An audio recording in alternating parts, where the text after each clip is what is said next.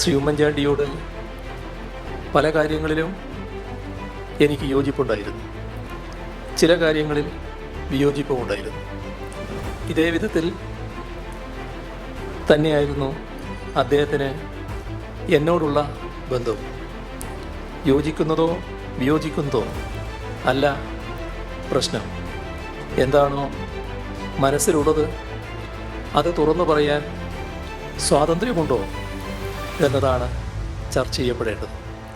2016 മുഖ്യമന്ത്രിയാകണമെന്ന് LDF parliamentary party നിശ്ചയിച്ചതിനെ തുടർന്ന് ഞാൻ ആദ്യം പോയി സന്ദർശിച്ചത് മുഖ്യമന്ത്രി സ്ഥാനം ഒഴിഞ്ഞ ശ്രീ ഉമ്മൻചാണ്ടിയായിരുന്നു.